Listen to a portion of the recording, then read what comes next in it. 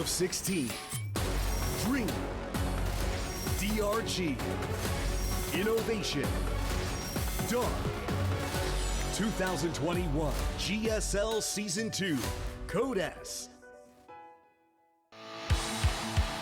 Africa TV, Freak Up Studio, live. 2021 GSL Season 2. We are back, and it feels so good to say that the first day of GSL Code S has a studio audience. Not the biggest one. We're still following some government restrictions, but people are here. Bigger audience than I see anywhere else in esports, Tasteless. That's right. I was walking, after parking my bike up to the studio, I was walking. I walked by a white dude, and I thought, oh, I don't normally see a lot of white guys. Oh, he's here for GSL. So it's good to see you guys down here. What a treat it is to have a freaking studio audience back. A freaking. A friggin'. An effing studio audience back. How long has it been since we had people here Okay, in we the had audience? one finals where we let 30 people in. Other Okay, than that's right. That doesn't count. It was December of 2019. December of 2019. So that Here would we be are, 18 months. Damn. That's a long time. It's a long time. I'm excited. I'm giddy to have people back here, foreign and Korean, finally enjoying StarCraft 2 here in a normal Code S fashion. And look, Korea is on the way to getting back to normalcy here. I think the country's like 35% vaccinated or something like that. Is it that high now? Yeah, I think some of them are like they need the second half of the AstraZeneca vaccine. But anyways, the process is slowly unfolding here. Actually, I should say quickly unfolding here. The country is pretty late to vaccinate, and eventually we're going to actually have full packed studio audiences. You and me are going to be crowd surfing to the bathroom. We're going to be going like this. People are going to be touching our butts. Bringing us back to the chair. Wait. We are going to be starting. starting. Have to have a mask on. That's right. Spitting in each other's mouths, all that stuff. Yeah, that's what I really miss. So, yeah, it's great to be here. It's good to be with you guys online as well. We're going to be starting with Group B instead of Group A because you know what? Today the alphabet doesn't matter. Yeah. We have a new map this season, GSL Oblivion. It's not a 4-player map, it's a 2-player map made by the Music 246, famous map maker. And it's very pretty. It's got different tile sets on either side. I haven't actually seen any games on this map yet, so very excited to see it. And because it's not a 4-player map, there's a possibility it doesn't get vetoed as much as 4-player maps generally do. But yeah, I'm excited. Yeah, this is it's going to be a great season. We did, in all seriousness, have some schedule changes. That's why it's alphabet soup over here. We've got B first, then A, and then we're back to normal with C and D. So what a great group to start this off with. Dream, DRG, Innovation, and Dark. Yeah, that's a good one. Always great to see Innovation and Dark in the same group. Kind of funny to see Dream picking up DRG. Like, Dream has been doing well, and his TVZ looking pretty good, but DRG is pretty beastly at that matchup. So I would be not as ready for that. Yeah, it's going to be a good day of TVZs here, and we'll probably have some mirror matchups squeezed in between. Innovation versus Dark is especially going to be a lot of fun. I do want to see how Dream performs exactly, echoing what Artosa said. I mean, DRG, in this matchup, man, he really doesn't seem to have a lot of problems. Yeah, he's quite strong at it, but we'll see if Dream can get some revenge there and be able to move on with it or whatever. Yeah, I don't know. It's a good group. Terran versus Zerg all the way. Hopefully we get that all night long. I would really appreciate to see just TVZs tonight. Yeah, that would be. I actually don't mind days where we just have like one matchup. We get to do a deep dive and really try to unpack it, especially when you have a bunch of really high quality players on both races. Totally. And it's always interesting to see. Okay, is this going to be a lot of the same ideas at play, and who can do it better? Or is it going to be a variety? 뭐 아직 결정된 건 없어서 그냥 저희 그룹에 오고 싶은 선수 있으면 말해주면 뽑으려고요. 소중용 선수와 함께 같은 조에서 경기하고 싶은 분 계세요? 여기서 추천만 멋있어. 그다음 뽑을 선수를 제가 해줄 의향도 있고 또 뽑아줬으면 좋겠는데 중요히 생각이 한번 하네요. 좀 할만한 것 같아서 뭐 나쁘지 않을 것 같아요. 원희석 선수 말고 또 있는지. 또 다른 김희진. 이사기를 조금 할만하다고 할 정도면 저도 할만할 것 같은데 오. 날 뽑을 생각은 없는지. 준이 형도 할만하죠. 중혁이가 유진이 형을 못 이길 것 같아가지고 차라리 그나마 좀 정상적으로 하는 저랑 해서 재밌게 하는 게 더 이길 확률이 있으니까 저를 뽑는 게 똑똑한 선택인 것 같은데. 오, 정상 토스. 제가 봤을 때 중혁이가 이렇게 되다가 또 얌생이처럼 저그나 테란 뽑을 것 같아요. 느낌이. 오.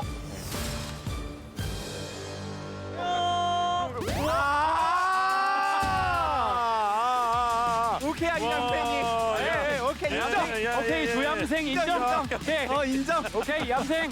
처음부터 박수호 선수 뽑으려고 했고 저그전이 솔직히 토스전이 힘들어서 저그 뽑으려 했고요. 그냥 다른 선수들이 저를 어떻게 생각하나 그런 생각들을 궁금했었어요. 네, 준혁이의 가식적인 쇼 잘 봤고요. 그래서 어차피 저 뽑을 거 알고 있어가지고 딱히 말은 안 했는데 잘 된 것 같아요. 그룹 B에 가고 싶은 분 의견부터 한번 들어보겠습니다. 소유 형이 저한테 자신이 있어 하더라고요. 그래서 저도 빨리 그냥 하고 싶어서 이조도 괜찮을 것 같아요. 아주 만족스러운 자세네요. 누굴 데려가고? 이신영. 자, 이신영 선수. 실제 남은 선수의 이재선, 박한수, 강민수예요. 3명의 선수가 지금 남아있는 상황이고 여기서 테란을 데리고 올 수도 있고 프로토스 데리고 올 수도 있고 아니면 강민수 선수 데리고 올 수도 있거든요. 저그가 좋긴 하거든요. 단 한 명 남은 하나 남았어요. 강민수. 뭐 한 명 남긴 했는데 근데 지금 병렬이가 어차피 명우나 변님 중에서 바꿀 것 같거든요. 그래서 네. 병렬이 셋 중에 누구 원하는지 한번 일단 아무나 뽑아보시고 제가 한번 좀 고민 좀 해보겠습니다. 박한솔 선수 뽑아가지고 그 박한솔 선수랑 제가 볼 때 병렬이 형이 원하는 건 박한솔 선수 같거든요. 그래서 그냥 박한솔 선수 뽑아서 령우 형이랑 바뀌었으면 좋겠어요. 신영이 형 저 어때요? 싫어요. 컷. 민수 뽑을 것 같긴 한데 민수 싫다고 하면 다른 사람 뽑고. 그냥 뽑아주세요. 그러면. 어차피 여기서 안 뽑히면은 시조 갈 것 같아가지고 그냥 시조가 될 바에 그냥 죽는 게 나았을 것 같아요.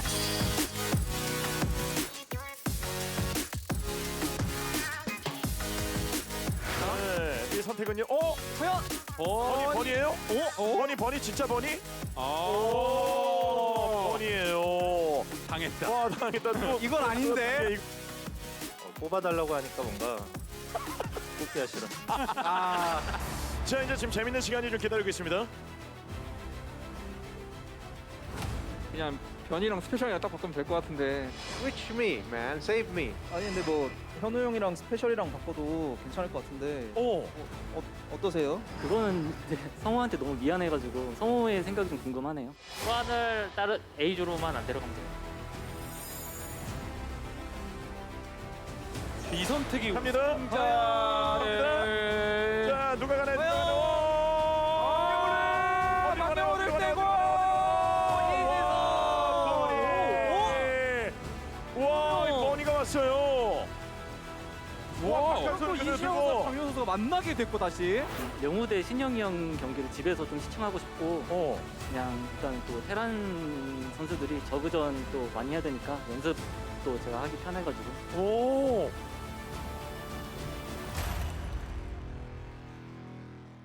Round of 16. Dream. DRG. Innovation. Dark. 2021 GSL Season 2. Code S.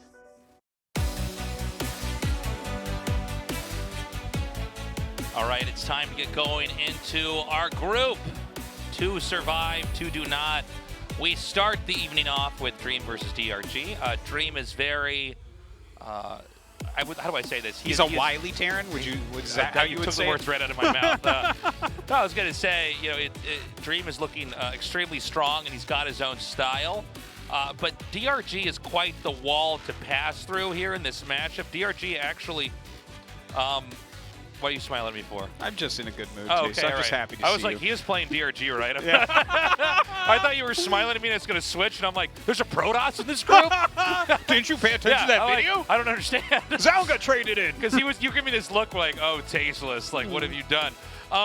Okay. You said he's a hard wall to pass through. Yeah, well, and then I thought in my head, I'm like, not if you're a ghost.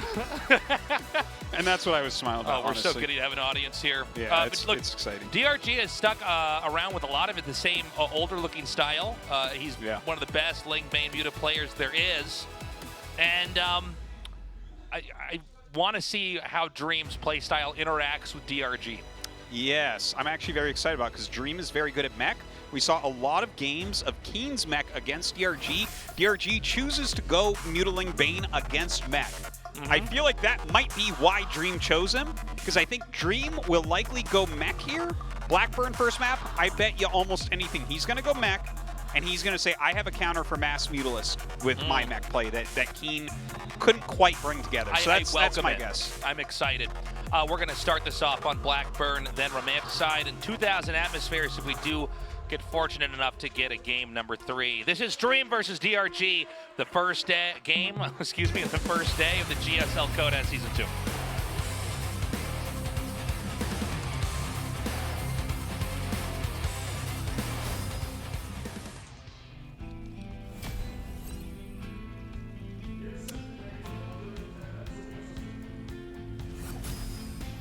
Good game gaming. Dream.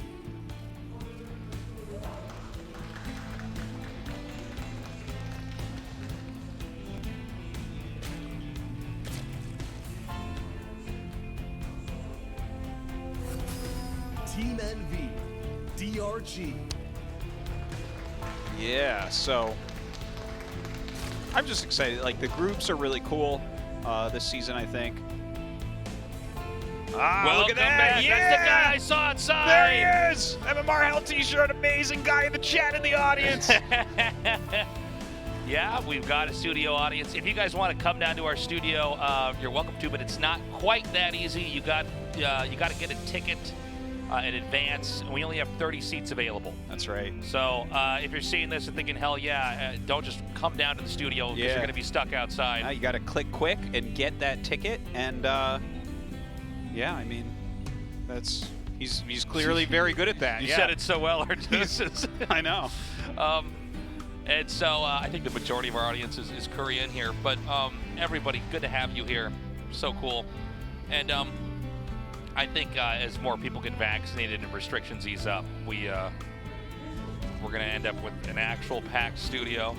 I always forget what our capacity is. I feel like I've done a couple casts out here where I've said different capacities, but it's a couple hundred at least. Yeah, it's pretty high actually. Get a lot of people in here. So, I'm almost 100% certain we're going to see mech from Dream. Like, if he doesn't go mech, I'm going to be surprised, just because DRG's style is generally a little bit stronger against bio, because he really does prefer the Ling Bane Muta. And the fact that he showed it chosen against the mech play of Keen in that series, and we had some very close games in there, right? Yeah. And Dream is better than Keen. Like, I really like Keen as a Terran player, but I think you just have to say that Dream is better than him right now. So, yeah, that's kind of what I'm looking towards. I see another gas being taken. Really does feel like it's going to go that way. Obviously, he's going to grab a starport first, but we'll see. Now, it's always interesting when you've got somebody who's so good at one style. I shouldn't say one style. DRG can play a couple different ways, but with the style I'm talking about is the one you were mentioning, the Ling Bane Muta. Usually, you kind of sit on layer for a little bit and try to take a lot of fights and try to basically collapse on top of the Terran's army and trade extremely favorably, and then you just outgrow them. Yeah. And of course, there's many different ways to close the game from there. That's really not the important part of the conversation. What I find interesting is, like, players that are so good at this style that they'll do it against styles that maybe they're not supposed to, but it might work anyways. I'm wondering if we're going to have that here. Yeah. Well, I still feel like the jury is slightly out about whether or not Ling Bane Muta is truly good against mech. Yeah. I've definitely seen pros weigh in on both sides, generally towards no, it's not. But we've seen it work some. Oh, stim is being made. Okay, so never mind. I guess he's just going to go for a standard bio play here, which makes me scratch my head even more why he chose DRG, who's like, this is what he is truly an expert at, is Zerg versus Terran against bio. That's like what we've seen the strongest out of him. So obviously Dream is very confident in his own Terran versus Zerg. Huh. I thought for sure it would be some deep strategic thing where he's like, nah, I just got the counter. Yeah, some kind of abnormal pattern of meching. This is very likely to just be a very normal game. I mean, Blackburn, you know, the thing is Zerg, like, if you look at like the top right, okay, the gold base can be hard to mine from for sure, but like top right, that's really far away for Terran to do anything against, you know? Yeah, we've talked about this a lot on this map, that these bases that are not, you're not in cross spawns, basically. You're not in a diagonal cut, a diagonal direction from each other. This means that you get a base or two as Zerg, and keep in mind, Zerg are always growing faster than Terran. I know we say it a lot, but you have to point it out. That means, yeah, these upper right bases seem a lot more free, or at least eased of threat of a Terran push. Which, yeah, I mean, I'm curious. It would seem to me that a Terran player would have to really try to pack a punch somewhere in the middle of this game if they were going to have success anywhere. Yeah, I think so. And that should be something that DRG is pretty strong against. He is getting a Roach Warren, which we don't see from him that often in this matchup.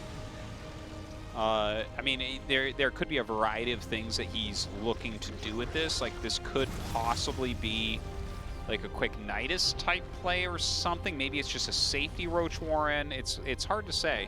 But he's adding a bunch of gases, so I think that's just going to be a Spire coming down, double Evo on the way. Let's see what DRG's plan is here.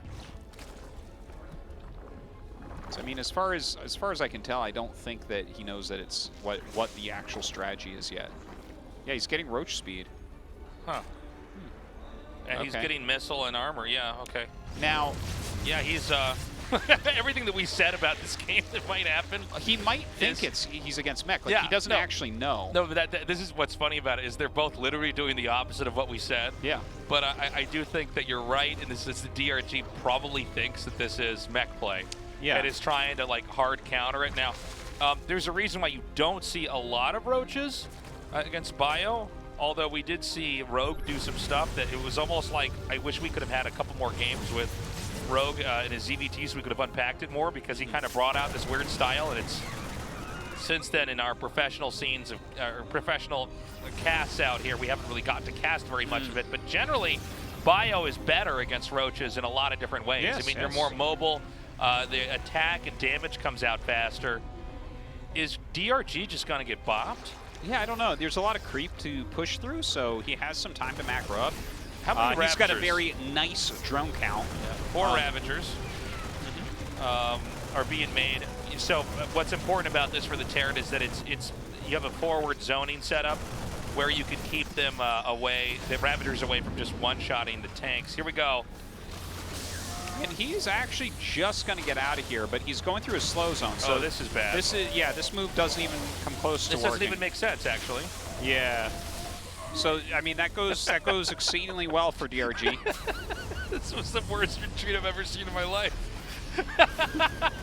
Sorry.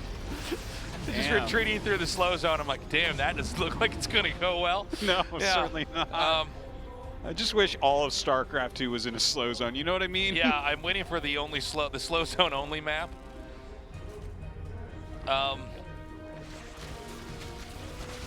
So we've got the gold bases being mined, and if Terran doesn't succeed on the 2 bases that he has, DRG should just have this one if he doesn't have it one already, man. He's almost maxed out with Roach Ravager. Now, there's always an asterisk by maxed out with Roach Ravager because they cost more supply and they don't scale as well, but sometimes you can just sort of bully your way into the end game with the Roach Ravager regardless. Yeah, he's got the gold base. He's shutting everything down really well, but I mean, if you just continually upgrade as Terran, if you continually produce here and have well-placed siege tanks, it can be very difficult for the Roach Ravager player to get you, especially as your supply grows. Second factory is on the way. He's trying to keep him busy with the medevacs, which is very important, but he's not finding any success anywhere. Yeah, and when a Zerg gets this high in Roach Ravager, you transition out of it, and while you're doing that, what you do is you deplete supply by forcing that onto the Terran. and trading out pretty effectively. And guys, this is a 4-base Zerg with one of them having the gold base versus a 2-base Terran. Yeah. So this is like really, really bad. Now, I don't know if maybe when DRG has the interview, if we can ask him if he thought you that... have to win to get that interview. Yeah, well, I'm not too worried about it seeing this game right now. I'm like, I don't know, Dan, we'll see what happens. Yeah. Well, I'm thinking more of like Dark coming up and bash him because he never has won a ZVZ since he came back from the military. But that is true, actually. Yeah. So you're counting innovation out, huh? Now, the 3rd base has been taken. It's late, but it's late because Terran tried to do a 2-base push. Yeah, okay, Bile's going down, gets the Viking with it. Hive is on the way, Lurker Tech coming up as well. He starts to take a little bit of an engage. Feels like DRG definitely in control of the game. I mean, it's a lot of Bile though, right? Like Dream has scaled up into a place where he definitely can fight against this. So DRG has to find a good way to spend his supply. But don't forget, he's actually starting to bank a lot because he's been maxed for quite some time. So this, hold on. This is the moment we've all been building up to here. Now the Ravager shots, they can just pick off the tanks. The SCDs are being pulled. And you can see that, you know, when you get into a later game, Medevac Marine Marauder is just better against Ravager Roach. But of course Zerg trades that out. Now there's Hydras being made. Yeah, it's going to turn into Viper Lurker pretty quickly here with the you know, Roaches and Ravagers actually able to really tank for those units. And that's a great transition out of the Roach Ravager. If you're not behind, this is amazing, right? Because with this type of comp, a lot of the times, either you have mass tank, or you're trying to like kind of overwhelm the Lurkers a lot of times, and that's not going to work out well with the Roach Ravager standing in front. Okay, this is a pretty insane attack here. And, you know, Roach Ravager is very vulnerable to drops. The Hive Tech's going to be shut down. And so that'll be restart in one of these other hatcheries. But, I'm sorry, what was the last building that was killed, Artosis? I didn't actually see. Was it the Infestation Pit? I genuinely actually don't know. Oh, no, it was the Lurker Den. Okay, that's a pretty big deal because he has to tech into this. Yeah. Oh, the Lurker Den's already on the way, though. Yeah, he restarted. Okay.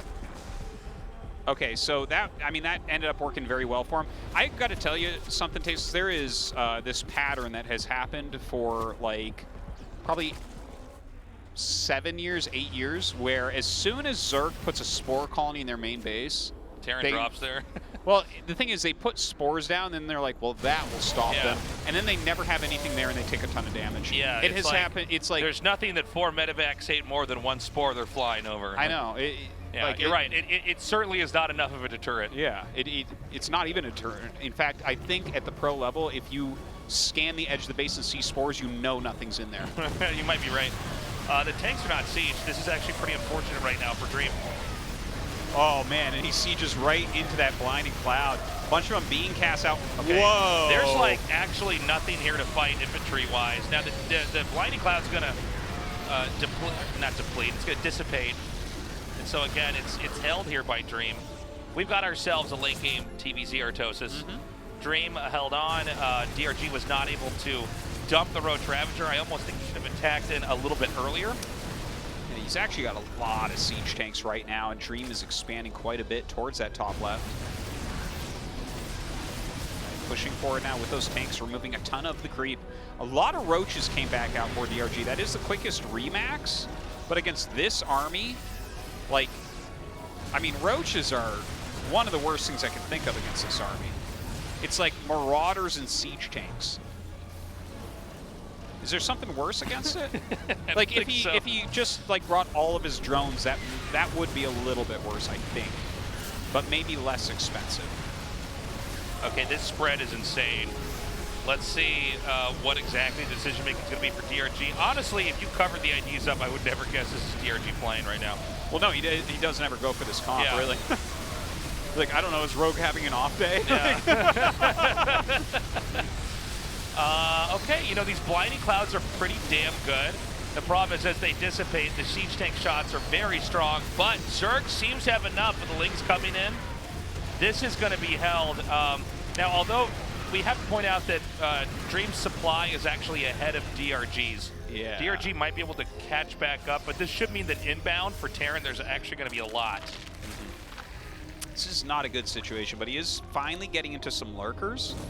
So we'll see if lurker play can kind of save him. Unfortunately, there's a lot of Marauders and there's a lot of siege tanks, and he doesn't have that buffering army anymore. And that means that you can just stim and spread and utilize your siege tanks, and it's going to be really hard for DRG to hold on as Dream continues to macro up. I think Dream has played an extremely solid macro game here. Yeah, this is going to be one that I think is probably bad for Zerg in the long run, because there's not actually a lot of bases that are really intended for Zerg anymore, right? We'll see what happens with the bottom center. I'm almost not even interested in speculating on that right now, but the bases that are obviously going to be doable for Zerg is this one that's close to the bottom center right. Yeah. But other than that, I mean, can Zerg hold 12 o'clock? I don't think so. Well, you're definitely in big control of the game if you're holding one of those bases, 12 or 6. 6 may be a little bit more pocketed, but I don't know. With the amount of siege tanks I'm seeing, I think that mass lurker play it's fine, but you gotta back it up with a lot of Vipers. We see 3, but there are ghosts being added, of course, right? Like, you definitely want to get your enhanced shockwaves here, get those EMPs off, snipe what you can. I mean, DRG's army is a great late game army right now. He's really got a lot of lurkers. He's maxed out, in fact, on it. Let's just hope he doesn't pull an Armani where he runs all the lurkers into a planetary and siege tanks. The attack coming back now, chasing away the Straub. We're running out of maps, everybody.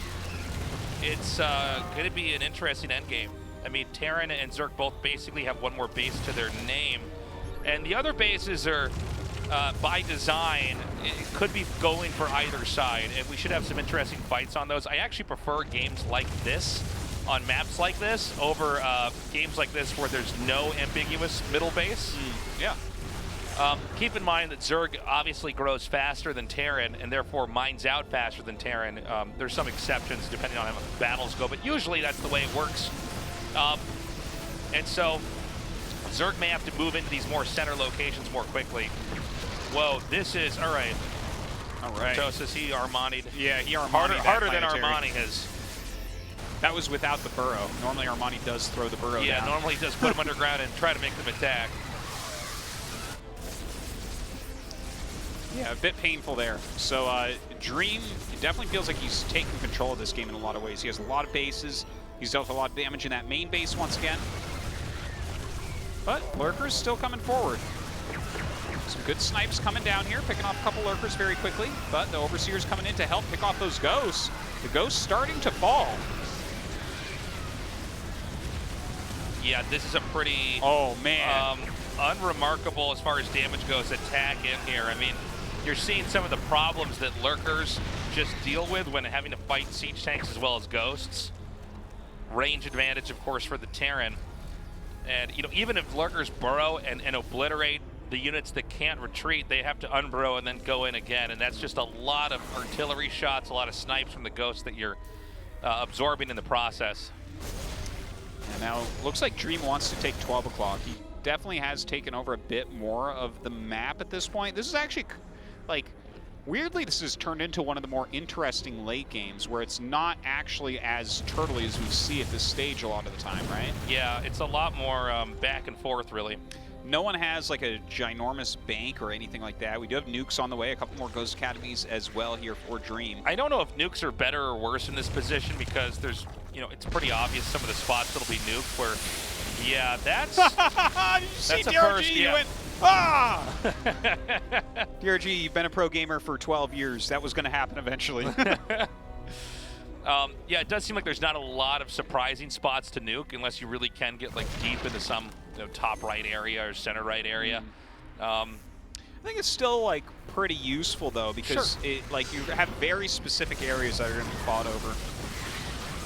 All right, this is, oh, nice EMP does go down, but some good yoinks in there as well. Gonna back up with those Lurkers for now.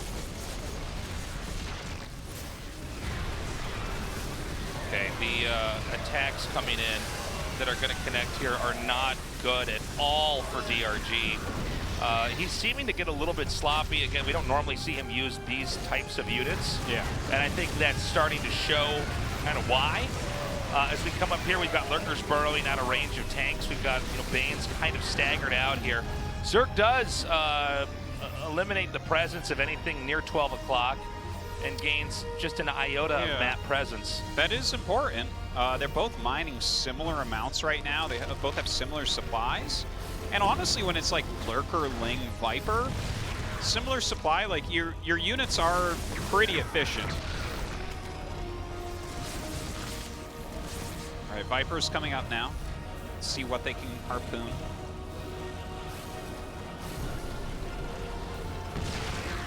They're shelling away at these Lurkers that are burrowed up here. Lurkers coming back. And Terran's really starting to get ground here. I'm worried because, at least for the Zerg stake, that basically Zerg is bleeding off a lot of high value units. And a lot of games like this are sort of, the winner is really declared by weighing and measuring how much value you got out of each of the armies. And when you see a lot of Lurkers just being killed off a bit needlessly, it doesn't look too bad for Terran at all. Yeah, I kind of like where Dream's at, for sure. He's got the higher army supply right now. They both are, you know, just have fantastic upgrades. We don't actually see melee attack upgrades here, so the Lings and Bane's not doing quite as much as he would want. It really, I feel like so much of this just comes down to the Viper play at this point, right? Like, DRG has to make some magic happen with his Vipers, but he's playing against a player that's making a bunch of Vikings and has a ton of ghosts in here and is really on top of hitting EMPs and snipes. It's 12 o'clock. DRG trying to take hold. Oh my god. Pretty good blinding clouds here. A lot of the tanks getting knocked away. But again, you know, as the blinding cloud goes away, so does the Zerg army. Where's this nuke going? Yeah, I don't know. Oh, there it is. Oh, okay. Does DRG find out in time? I don't know, but more that's than just be a the juicy one. Yeah. Looks like somehow the transferring drones are going to get away. That's pretty big. That DRG, man. Oh, yeah, he sees it now, too. 19 drones go down. That is painful. Loses that 6 o'clock hatchery and as 12 o'clock's gone. Everything, I mean, yeah. Zerg is shrinking in basically every possible metric here. Tough situation for him. Another drop going towards that top right now. If a few more things go wrong for Zerg, they may be out of the game here.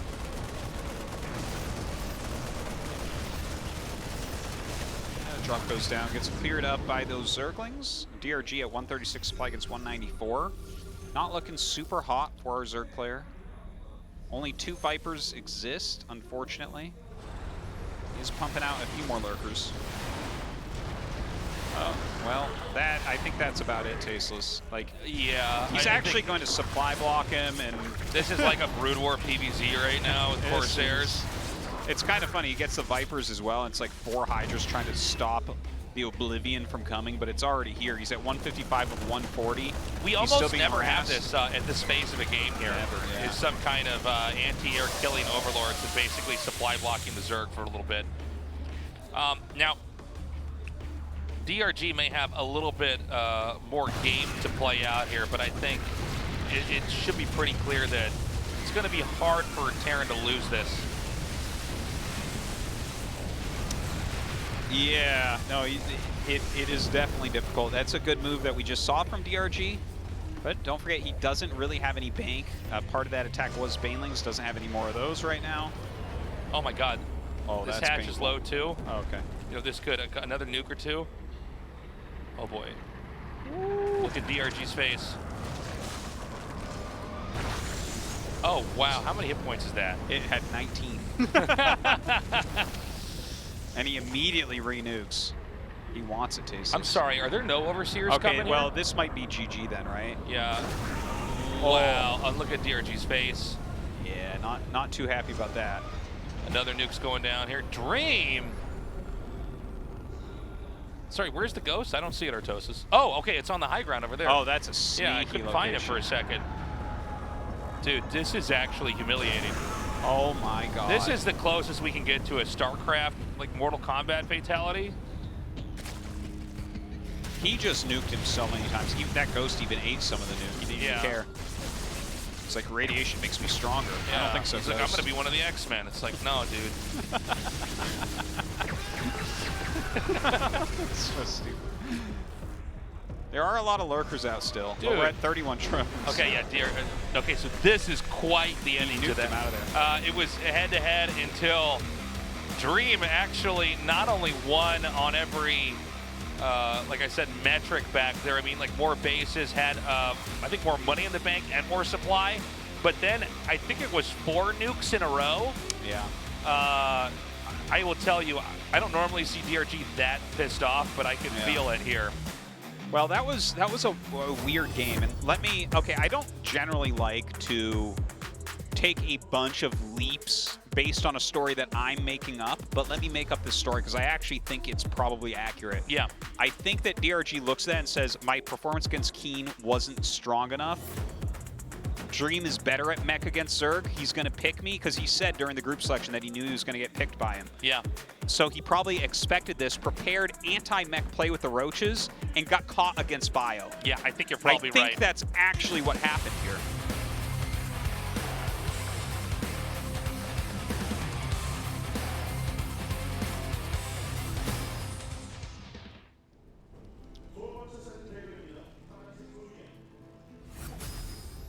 Good game gaming. Dream. So, yeah, what do you do here, though? I mean, as DRG is the question. Yeah. I think you go into the normal style that you do. DRG. I think you don't ever make Roaches again.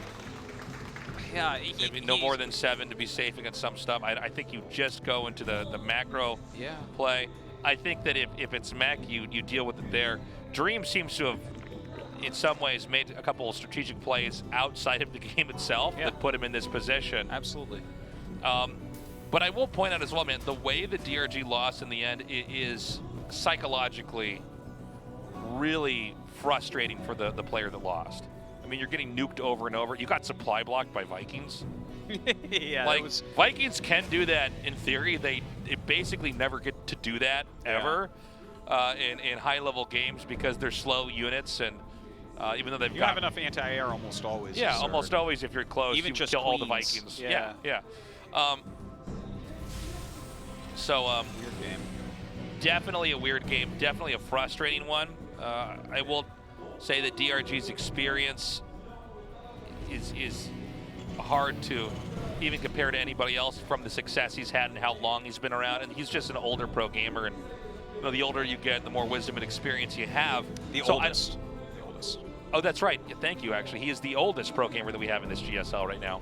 And older than Nest was when he was dominating, right? Yeah. So, look, I don't think he's going to be that shaken by it, but pretty much everything went wrong in that first game from right when the game started to right when it ended with the 4th nuke hitting the hatchery. That's very true. That's very true. And, like, the thing is, he may have practiced that style of anti-mech play quite a bit, but to be able to do it against Bio is very, very difficult. That's why everyone was kind of surprised with how Rogue Maru went, right? Because he did kill him with Roaches so many times.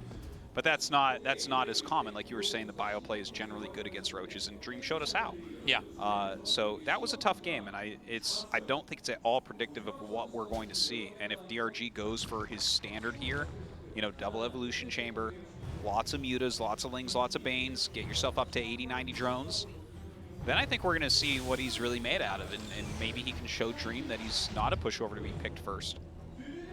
Yeah, Dream's one of these players that's in a very special period in his career because he is kind of viewed in the lower tiers by the other pros, and you can always tell who's viewed lower by who's picked first in the group process. That's one of the fun parts about having a group process in a tournament, I feel like this group selection was really weird, though, too, because, like, Solar was picked really late. Like, Zaun, okay, I kind of get that, yeah. But, like, with Solar, he hasn't had any really great results. I guess that's really true. In years. Even though he's been in great shape at various times. But I would chalk that up more to the other players looking like tastier targets almost. Like it's less about Solar.